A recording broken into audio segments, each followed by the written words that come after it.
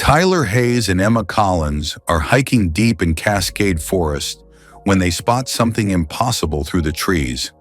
Stone turrets, medieval walls, and what looks like a full-scale castle.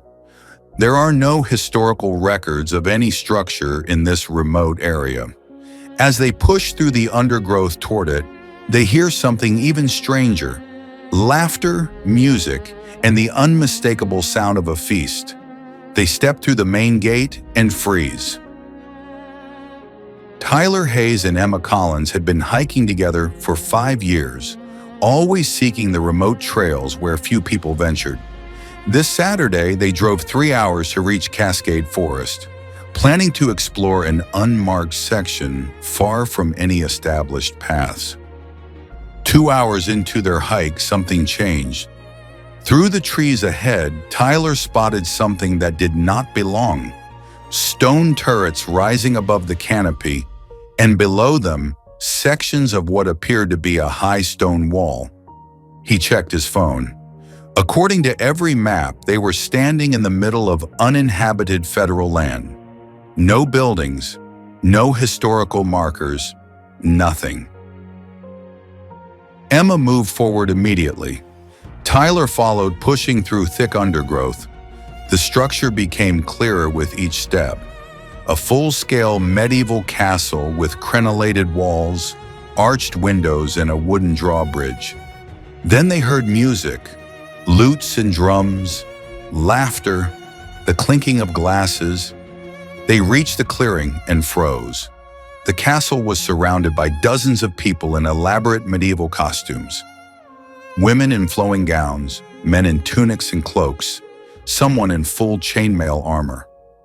Colorful banners hung from the walls. Tyler and Emma exchanged looks of disbelief. They walked cautiously toward the main gate. A man in a gold crown spotted them and rushed over with profound relief on his face. He grabbed Tyler by both shoulders and told him, "Thank God they were here." He explained they had been trying to get cell service for 3 days. Emma asked what was happening. Why was there a castle in the middle of a national forest? The man introduced himself as Martin Blake and began to explain. This castle was supposed to be a surprise, a birthday gift for his wife Caroline, who had always loved medieval history and fantasy novels. He had hired an event company to create an immersive medieval weekend experience for her 40th birthday. The plan was to fly their closest friends in by helicopter, spend 3 days living like royalty in a custom-built castle, and then fly back to reality. But something went catastrophically wrong. Martin pulled out a crumpled piece of paper from his pocket and showed them the coordinates. The event coordinator had transposed 2 numbers. Instead of building the castle on Martin's private 200-acre property in Clarkson County, the construction company had built it here, 50 miles away, on federal land, in the middle of Cascade Forest. No one realized the mistake until after the helicopters dropped everyone off. And then, the storm hit. The weather had knocked out all communication. Their satellite phones stopped working. The helicopters could not return. For 3 days, Martin and his 30 guests had been stranded here, living out the medieval experience far more authentically than anyone had planned. Tyler stared at him. Emma started laughing. She could not help it. The absurdity was too much. Martin looked pained, but also like he might start laughing himself. He gestured around the courtyard. The situation had spiraled. People were running out of patience. One of his guests, a divorce attorney named Patricia, had not showered in 3 days and was threatening to sue him, the event company, and possibly the helicopter pilot. Another guest, a fitness influencer named Derek, had been filming everything and posting it as authentic medieval survival content, and his 2 million followers thought it was all staged. The catered food was running low. People were fighting over the last of the cheese. Someone had tried to catch fish from a nearby stream and failed miserably. Two people were no longer speaking to each other after an argument about how to properly start a fire. Emma asked if they had tried hiking out. Martin explained that most of his guests were not exactly outdoorsy. Patricia had worn heels. Derek had brought ring lights but no proper hiking boots, and no one knew which direction to go. They had been afraid of getting even more lost. Tyler pulled out his own GPS device and confirmed their location.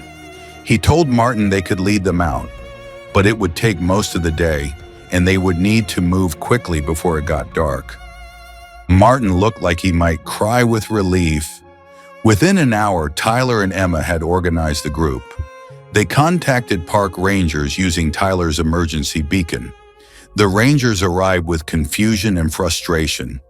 The construction company sent an apologetic manager, and finally Caroline, Martin's wife, arrived by helicopter. Caroline stepped out, saw the castle, and her face transformed. She was not angry, she was enchanted. She walked through the gate slowly, taking in every detail. She turned to Martin with tears and told him it was the most beautiful thing anyone had ever done for her. She loved this location even more. The forest, the isolation. She asked if there was any way they could keep it. The rangers mentioned the Forest Service had provisions for leasing land for educational or recreational purposes. 6 weeks of negotiations followed. Martin leased the land and converted the castle into an eco-friendly retreat center with solar panels, composting systems, and educational programs. They called it Cascade Castle. 6 months later, Tyler and Emma returned for the grand opening. Martin gave them lifetime free passes. Patricia was now dating Derek and planning a medieval-themed wedding at the venue. The bizarre incident had become a viral success.